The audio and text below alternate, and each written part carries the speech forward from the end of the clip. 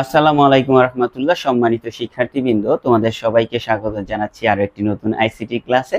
গত ক্লাসে আমরা শিখেছি মৌলিক গেট, অর গেট এর বিস্তারিত। আজ আমরা শিখব মৌলিক গেট, অ্যান্ড গেট এর বিস্তারিত।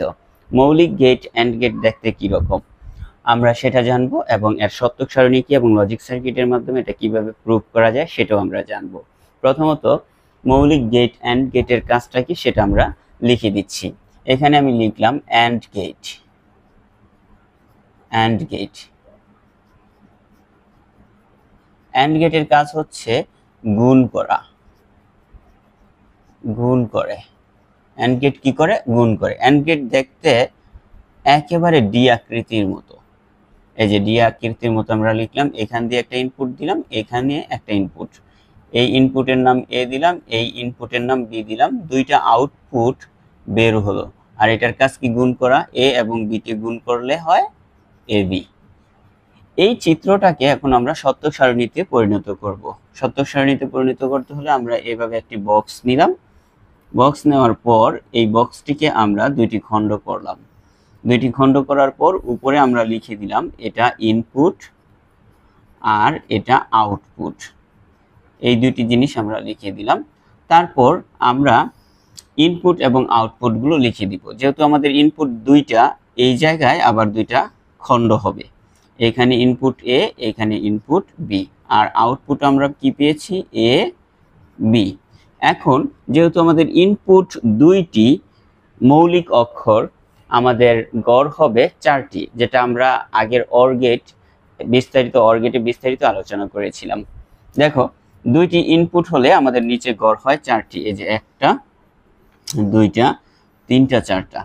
আর এখানে আমরা যে 1 এবং 0 বসাবো সেটা হচ্ছে হাফ সিস্টেম মেনটেন করে।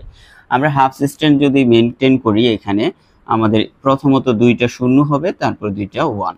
আবার এখানেও অর্ধেক, একটা 0, একটা 1, একটা 0, একটা 1।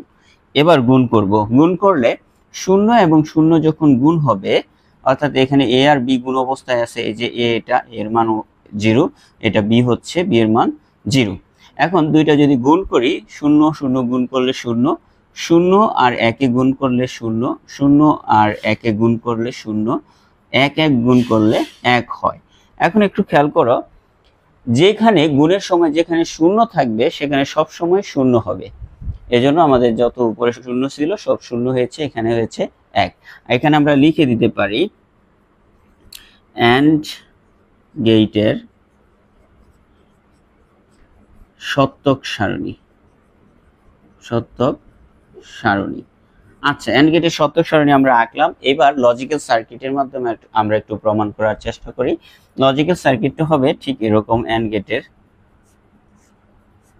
এই যে এভাবে, এভাবে, এভাবে, এখান থেকে এই তো। ওয়েল, আমরা সুন্দর একটি সার্কিট এঁকে ফেললাম। এটা হচ্ছে বাতি বা লাইট, যেটাই বলেন। এখন এখানে দুইটা সুইচ আঁকবো আমরা। এই যে একটা সুইচ আঁকলাম, আর এখানে দিলাম আরেকটা সুইচ। ওকে, এই সুইচ এটা। এই সুইচের নাম দিলাম আমরা এ, আর এই সুইচের নাম দিলাম বি। এখন আমরা এই লজিক্যাল সার্কিটটা দিয়ে আমরা এই সত্যক সারণীটা প্রুভ করব। এর মান এখানে 0 আছে, এখানে আছে 0, বি এর মান 0। তাহলে এ সমান আমরা 0 পাইলাম, বি সমান 0 পাইলাম। তার মানে কোনো সুইচ দেওয়া হয়নি, বিদ্যুৎও যেতে পারেনি এদিক দিয়ে, বাতিও জ্বলেনি। বাতি 0 মানে জ্বলেনি।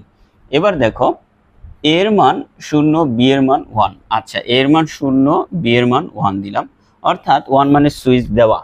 এখান দিয়ে সুইচ দিয়েছে, কিন্তু এখান দিয়ে সুইচ দেওয়া হয়নি। তার মানে এদিক দিয়ে বিদ্যুৎ যেতে পারেনি, এদিক দিয়ে সুইচ দিয়ে কোনো লাভ নেই। বিদ্যুৎ যদি যেতে পারতো তাহলে এখানকার সুইচটায় কাজ হতো, বাতি জ্বলতো। সুতরাং এদিক দিয়ে বিদ্যুৎ যেতে পারেনি, এখানেও বাতি জ্বলেনি, 0। একটু খেয়াল করো আবার, এর মান 1, বি এর মান 0। আমরা এর মান 1 করলাম, বি এর মান দিলাম 0।